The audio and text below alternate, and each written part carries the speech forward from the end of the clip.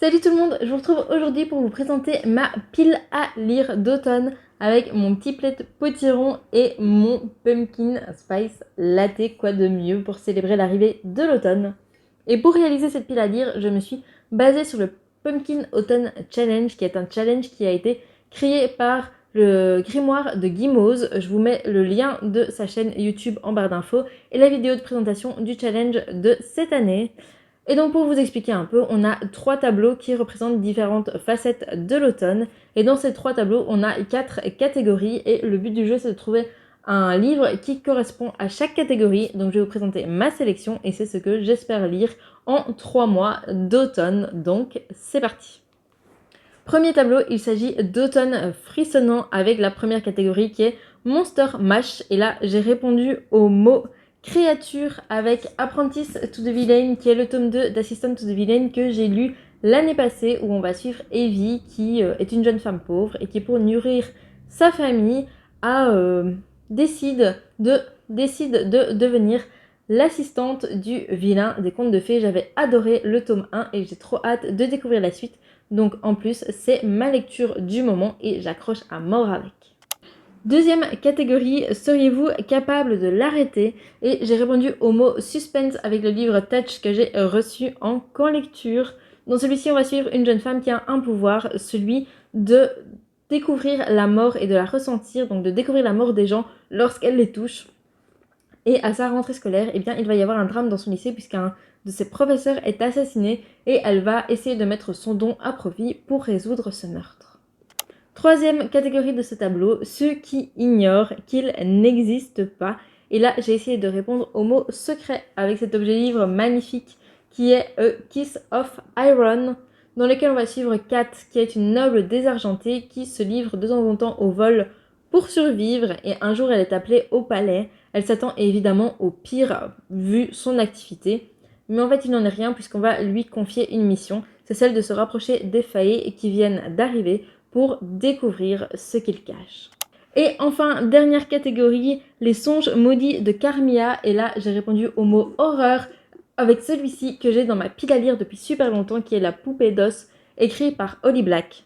Dans celui-là, on retrouve un groupe d'amis qui s'est créé tout un monde imaginaire autour des poupées avec lesquelles ils jouent. Et un jour, l'un d'entre eux va décider d'arrêter de jouer, mais la poupée va prendre vie et va les obliger à jouer. Sinon, ils ne connaîtront jamais le repos. Deuxième tableau, c'est Automne extraordinaire avec la première catégorie, La bonne auberge de la pierre levée. Et ici, j'ai répondu au mot fantaisie. Alors, je n'ai pas le bon livre, mais vous allez comprendre tout de suite. Pour le mot fantaisie, j'ai choisi La passeuse de mots. J'ai ici le tome 2, mais celui que j'aimerais beaucoup découvrir, c'est le tome 1 en version graphique qui est sorti en septembre. J'avais beaucoup aimé le tome 1, ce sont des grosses briques et donc j'ai trop hâte de voir comment il a été adapté en roman graphique. Je vous ferai d'ailleurs un vlog lorsque je l'aurai en ma possession.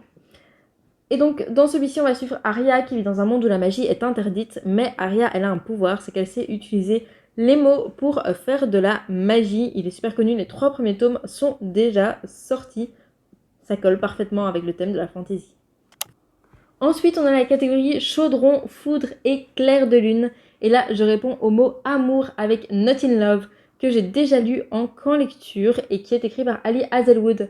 Vous le savez, Ali Hazelwood, je vous la présente assez souvent, c'est une autrice, c'est une scientifique qui écrit des histoires d'amour dans le monde de la science. Et dans Not in Love, on va suivre Rue, qui a un principe, c'est qu'elle n'accorde jamais de deuxième rencard. Malheureusement pour elle, eh bien, son rencard, c'est le mec qui vient de racheter sa boîte et donc elle va être contrainte de le côtoyer. Et voilà. Bon, c'était pas la découverte de l'année, mais je l'ai lu en camp lecture, donc autant en profiter et autant le mettre dans cette pile à lire puisque c'est déjà un livre de validé. Catégorie suivante, le cercle de la comté. Et là, je réponds au mot gourmandise avec ce livre. Là, c'est le tome 1, j'aimerais bien lire le tome 5, mais il s'agit des thés meurtriers d'Oxford. C'est un cosy mystery parfait pour l'automne, dans lequel on suit une jeune femme qui tient un salon de thé, d'où le mot gourmandise, et qui va être liée en permanence à des meurtres d'une manière inexplicable et qui va s'atteler à les résoudre. Et enfin, la dernière catégorie de ce tableau, c'est latte, une variation sophistiquée et crémeuse. Et dans cette catégorie, on devait choisir un livre dont les couleurs rappellent le café latte. Je ne l'ai pas en ma possession mais je compte bien l'acheter. J'ai choisi Welcome to the Fae Café. C'est un cosy fantasy où on va suivre une jeune femme qui va prendre son café dans un café. Elle va croiser un gars pas très sympa avec la serveuse, elle va décider de le tuer, mais pas de chance pour elle, c'est un faé, et elle va se retrouver coursée par des guerriers faés. Ça a l'air trop chouette, ça a l'air tout doux, j'ai trop hâte de pouvoir le découvrir. Et on passe maintenant au dernier tableau qui est Automne rayonnant avec la catégorie « Je ne couperai pas mes cheveux, je ne parlerai pas moins fort » et j'ai décidé de répondre au mot liberté avec celui-ci qui est Keleana. Alors c'est pas ce tome là que je voudrais lire, je sais plus trop où j'en suis, il faudrait que je regarde, mais j'ai choisi le mot liberté parce que dans le tome 1, eh bien Keleana elle est emprisonnée. C'est le roi qui va venir la chercher pour lui offrir sa liberté et donc elle va devoir participer à un tournoi pour la gagner et de devenir l'assassineuse du roi. Donc voilà pourquoi ça répondait bien à cette catégorie. Catégorie suivante, ma meilleure ennemie. Et là on est sur un Enemies to Lover et j'ai décidé de vous présenter Humberfall que j'ai déjà lu en camp lecture. Dans Humberfall on suit July et Tate. Ils étaient amis au départ, ils sont maintenant ennemis, on ne sait pas exactement pourquoi, mais ils vont se retrouver liés dans un concours de pâtisserie qui va peut-être les rapprocher ou pas. C'est pour ça que ça en fait un très bon Enemies to Lover que j'ai adoré découvrir en camp lecture. Troisième catégorie du tableau, pour nous qui avons besoin de souffler, et là je réponds au mot nature avec un livre un peu spécial, vous n'allez peut-être pas voir le lien tout de suite. Il s'agit de celui-ci Floraison funèbre, qui est écrit par la même autrice que celle qui a écrit Les Thé meurtriers d'Oxford. Même principe, Cozy Mystery, sauf que là on suit une jardinière, c'est pour ça que ça répondait à la perfection au mot nature. Et toute dernière catégorie de ce challenge, rester tout le temps avec Brindy. Et là, il fallait choisir un livre jeunesse. Et moi, j'ai pris celui-ci, qui est Agence Perdido, écrit par Victor Dixon. Ça, c'est le tome 1, mais en fait, pour le challenge, j'aimerais beaucoup lire le tome 2. Et dans celui-ci, on va suivre une jeune femme dont le monde bascule lorsque sa mère disparaît mystérieusement.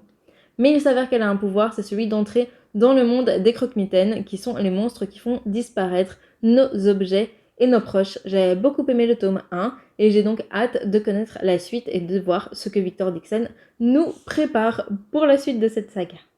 Et voilà qui clôture ce challenge, en tout cas ma sélection pour ce challenge. Et donc il y a différents titres à remporter. Si vous lisez 3 livres, vous gagnerez le titre de Doigt de Fée. Si vous en lisez 6, l'Hydromel de sorcière. Si vous en lisez 9, le Dragon Glouton. Et si vous en lisez 12, le Festin des Alphelins. Alors moi cette année, mon objectif, c'est d'obtenir le titre de Dragon Glouton avec 9 catégories. N'hésitez pas à me dire en commentaire si vous participez, pour quelle catégorie, et n'hésitez pas non plus à me dire si nous avons des lectures en commune, ça m'intéresse vraiment beaucoup.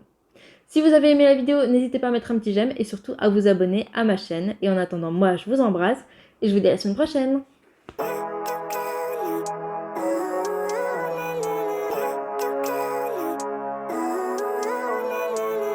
Living life, every day, late at night, not okay. All I want, and I pray, all I need.